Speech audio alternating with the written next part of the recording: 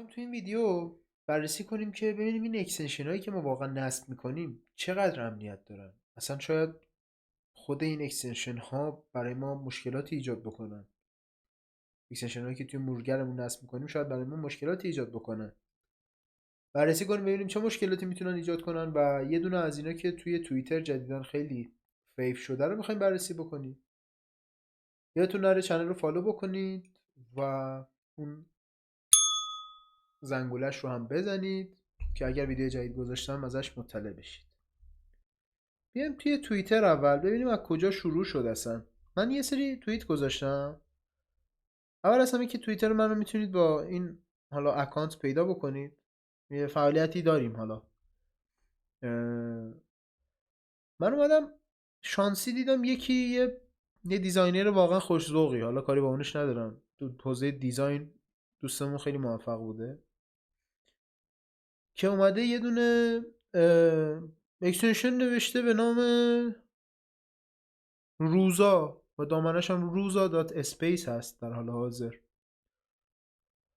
و خب یه پروموشن مارکتینگ به نسبت خوبی داشته. حالا یه سری فیچرها رو معرفی کرده و یه سری آپشن هم گفته که به زودی.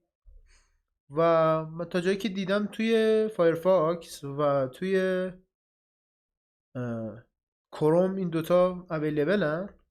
من یه چیز عجیبی دیدم، توی 2 روز 1000 تا نصب گرفته. 1000 نفر این اکستنشن رو نصب کردن.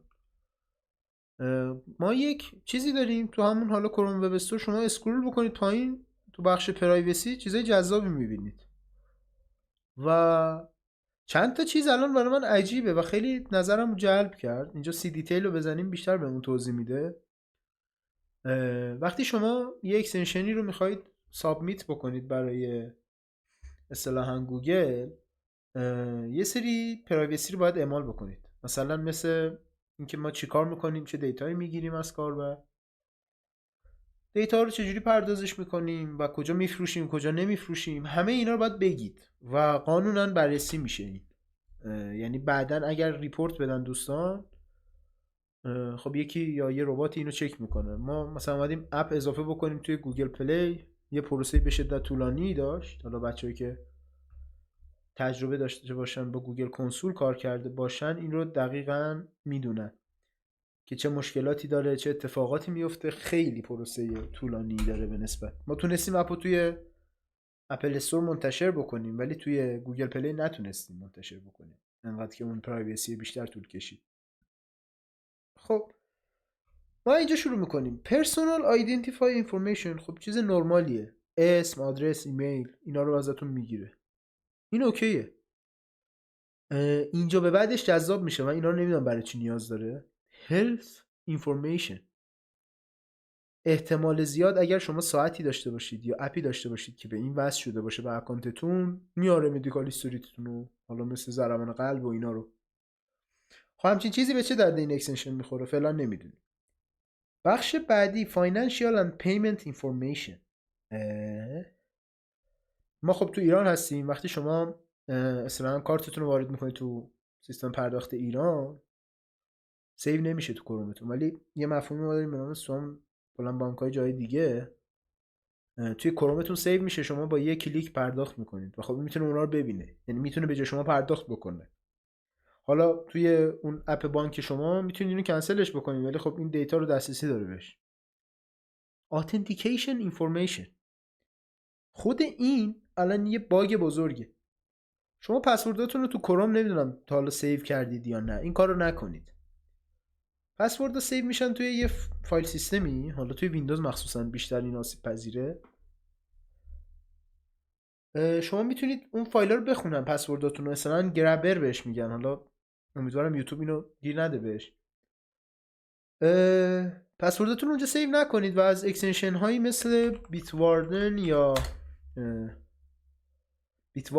بیتواردن دیگه، آره بیتواردن پسورد منیجر، از این استفاده کنید. حالا یه سری سرویس های دیگه هم هستن، من خودم بیشتر با این حال میکنم ولی خب خیلی پسورد منیجر قوی داریم و میتونید این رو آفلاین هم ران بکنید. حالا پروتون پس هست، اینم جالبه، و لاست پس. این دوتا، این ستایی که گفتم یکی از جزء سیف ترین ها. گوگل پسورد منیجر رو استفاده نکنید ترجیحاً و پسورداتون جایی نذارید. بخش بعدی که داریم چیه؟ Personal communications. For example emails, text or chat messages. خب این تو کجا هستش؟ اینا رو قبلا میشد توضیحشو دید. حالا ایمیلاتون رو میتونه ببینه، ایمیل های اون اکانتی که روش اومدید اکستنشن رو نصب کردید. الان من یه اکانت دیگه هم، یه پروفایل دیگه هم. وب هیستوری خب داره جالب میشه. خب اگر رد چه این دوست عزیزمون، وب هیستوری the list of web page that user has visited as well associated data such a page title and time of visit. یعنی مثلا اگر من یه سایتی رو باز کنم که لوگوش توش کلمه هاب داره، یعنی مثلا اگر من یه سایتی رو باز کنم که توش کلمه هاب داره و مثلا 1 ساعت توش کار کرده باشم، این اکستنشن این رو میتونه ترک بکنه. منظورم گیت هاب بود. اگر برداشت دیگه دارید منظورم گیت هاب بود. و بعدی user activity for example network monitoring, clicks, mouse position, scroll and keystroke logging. keystroke logging میدونید یعنی چی؟ یعنی اینکه من هر سایتی هر چیزی تایپ کردم این لاگ داره میکنه. یه کی لاگر اصطلاحاً. شما برید کی لاگر رو سرچ بکنید و من الان موسم اینجاست تو این سایت، اومدم اینجا، اومدم کلیک کردم اینجا، من توی دیجیکالا رفتم کلیک کردم رو فلان نقطه. این دیتا به چه دردی میخوره؟ به درد مارکتینگ میخوره. اینکه کاربر توی مثلا سایت فلان بیشتر کجا کلیک کرده، همه اینا رو میتونه ترک بکنه. خب تبو بستم. آره بک خورد. اوکی. وبسایت کانتنت دیگه چی میخواید؟ همه چیتون رو داره میبینه. تکست ها رو میتونه بخونه، ایمیج ها رو میتونه ببینه، صداها رو ببینه، هایپرلینک ها رو ببینه. یعنی میتونه این صفحه رو ببینه و بهش چیزی اینجکت بکنه یا ازش چیزی ورد داره، یا در بدترین حالت اینه که میتونه فیشینگ هم انجام بده با این قضیه توی صفحه بانک ها، چون دسترسی داره به اون کانتنت صفحه. و خب شاید سوال پیش بیاد، شاید نیاز داره برای اینکه اون صفحه اول کروم شما رو خوشگل بکنه. واقعا نیاز نداره.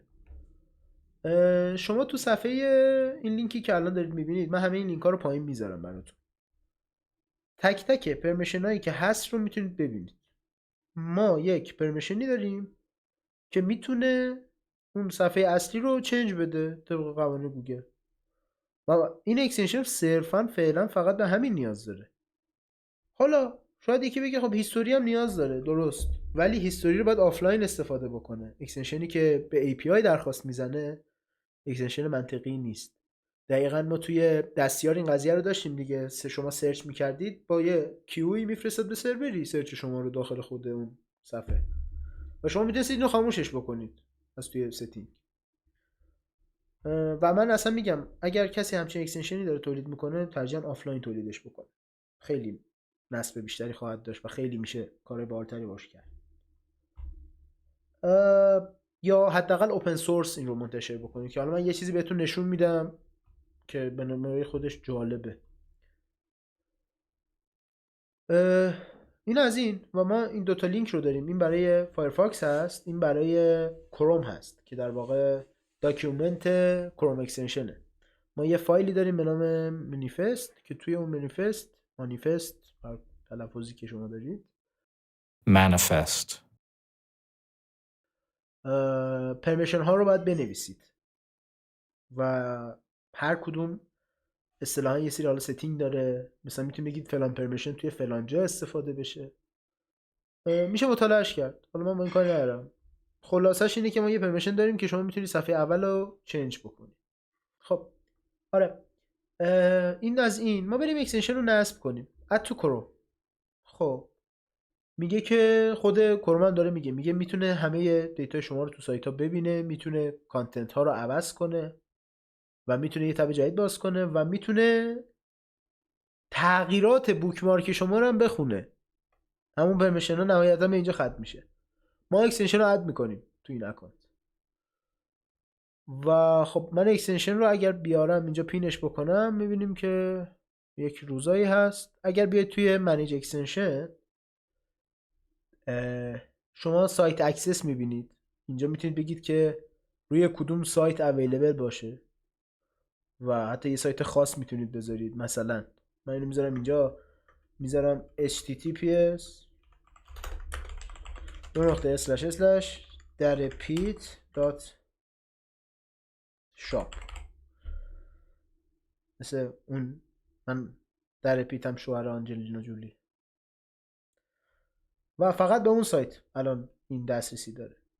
خب یه چیز دیگه هم اینجا هست به نام allow access to file and URLs. خب اینم بزنید که دیگه فبه ها میتونه کل این سایت هایی که وا میکنید رو لاگ بندازه. اکستنشن ها توی این اصطلاحاً کروم باندل میشن و شما میتونید اینا رو نصب کنید. و خب من مثلا اینجا 4 تا اکستنشن دارم. خب یکیش فاکسی پروکسیه، حالا کار به اون ندارم. یه اکستنشنی هست به نام کروم اکستنشن دانلودر که هم به صورت اصطلاحاً باندل شده یه CRX بهتون میده، هم زیپ. شما میتونید اکستنشن رو دانلود بکنید و تا یه حدی سورس کدش رو ببینید اگر از وب پک یا بابل استفاده نشده باشه.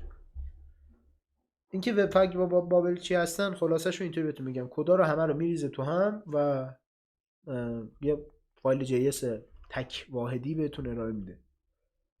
خب ما بریم توی اون صفحه روزا، حالا شبا شاید در دسترس نباشن. اینو که روش کلیک کنید میتونید دانلود زیپ بزنید، اینا extract source.zip. ببینید ما الان اکستنشن رو به صورت زیپ دانلود کردیم و یه زیپ فایلی اصطلاحاً داریم از اکستنشن که میتونیم ازش استفاده بکنیم. خب برگشتیم، این فایل زیپ رو من باز میکنم، حالا فرقی نداره شما میتونید باز کنید و جذابیت شروع شد. ما یک سورس کد حداقلی اینجا داریم میبینیم. اینو میندازم اینجا همشو و یه دونه ترمینال حالا اینجا من باز میکنم. خب مینویسیم کد که با از بالا ما بیایم از پایین بیایم یه نیو تاب دات HTML میبینیم که خب تا جایی که من میبینم با ریاکت منطقا نوشته شده و اینا میبینید یه هشالفتی داره با ویت اصطلاحاً بیلد شده. خب یه منیفست داریم، همون توضیحی که بهتون دادم که خب توش ما یک سری اصطلاحاً حالا توضیحات داریم، مثل نسخه، مثل آپدیت URL. و خب باز یه خبر خوب اینه که این حداقل آپدیت URLش از خود کرومه، یعنی سلف آپدیت نداره این اکستنشن ظاهرا. خب استوریج، بوکمارک و سرچ رو میگیره، یعنی اون تیکایی که اونجا زده دوستمون معقول نیست و فعلا این سه تا پرمیشن اینجا هست چون این دوتا هم باز از هم جداست. و خب هاست پرمیشن ما یه دونه API هست، یه دونه هم یه IPه. و خب اینها کروم URL override ما داریم که میاد میگه نیو تاب ما رو بیا با این HTML ما عوض کن. اینطوری شما وقتی نیو تاب رو باز میکنید این HTML با میشه.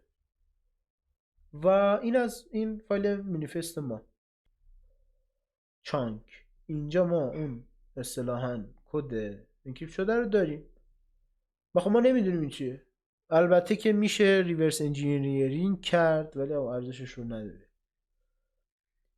تا یه حدی ما میتونیم بفهمیم چه ریکوستایی البته زده میشه چون اونا رو میشه دید، ولی این خرت و پرت ها رو در واقع سورس کد رو نمیبینیم. خب منطقی هم هست.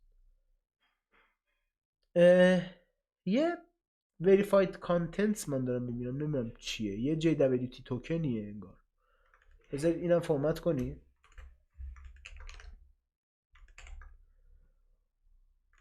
خب ما یه چیزی داریم میبینیم که این برای خود تری هشه در واقع اکستنشن ماست، اینو کاری باش نداریم، متادیتا خود اکستنشنه. خب یه سری هم لوکیل داریم برای خود این داست. ببینید ما دقیقا نمیتونیم بگیم این اکستنشن داره چی استور میکنه چی استور نمیکنه، ولی اولین قدمی که من الان دیدم پرمیشن الکی داریم چرا باید بوکمارک ها رو ببینه؟ احتمالا خب نشون میده بوکمارک ها رو. دسترسی به استوریج داره و سرچ. حالا ببینیم چی شد. نیو تبمون عوض شد. آره میبینید که نیو تب ما اومد و خب ظاهر خوب تمیزی هم داره به نسبت. میشه خیلی کارا باش کرد و خب خیلی جالب بود کلا دیزاینش. ولی توصیه میشه که کلا همچین چیزایی رو نصب نکنید. حالا خیلی صفحه کرومتون دفتر نقاشی نیست که هر چیزی بذارید. خیلی فانتزیه قبول، ولی مثلا کلندر خب میتونید از تایم داتایی ها رو بوکمارک کنید اون بالا. تقریبا به هیچ کلندری نیاز ندارید. VPN رو خاموش کنم. تایم داتایی ها رو پین کنید اون بالا راحت بذارید این اول. من باشم ترجیح میدم که همیشه از حداقل ترین اکستنشن ها استفاده بکنم. خیلی از آسیب پذیری هایی که پیش میاد سر اکستنشن های زیادیه که ما نصب داریم و خودمون نمیدونیم. اکستنشن ها نقل و نبات نیستن که همینجوری هی نصبشون میکنیم و میگیم ایول کار میکنه. شاید یه جاهایی به ما پروداکتیویتی بدن، ولی شما یک چیزی رو که میدید یک چیزی رو از دست میدید و این چیزی که از دست میدید امنیت دیتای شماست. خیلی فرهنگ سازی نشده، ولی حواستون به دیتای خودتون باشه. همیشه سعی کنید از چیزای اوپن سورس تر استفاده بکنید. سعی کنید پسورداتون رو تو کروم نگه ندارید ترجیحاً. حواستون باشه چیکار میکنید با سیستمتون. هر چیزی رو همینجوری نصب نکنید. یکم کنجکاو باشید. اگر کنجکاو نیستید هیچ کاری نکنید و استفاده عادیتون رو از سیستم ببرید. بخواد مدیا پلی کنید یا هر چیز دیگری. باز مرسی از همه کسایی که ما رو دنبال میکنن.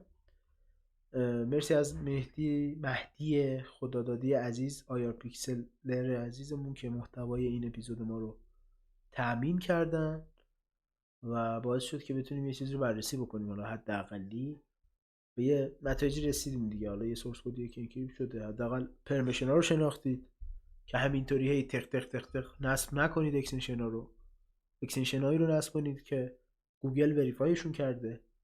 اکستنشن هایی رو نصب کنید که پرمیشن هاشون رو خونده باشید. اکستنشن هایی رو نصب کنید که آفلاین مود داشته باشن و نیازی به اینترنت نداشته باشن. من مسیح بودم. مرسی که این محتوا رو تماشا کردید. تا محتوای بعدی بدرود. احتمالاً چپ و راست من 2 تا ویدیو دیگه میبینید. دوست داشتید اونها رو نگاه بکنید. تا ویدیوی بعدی بدرود.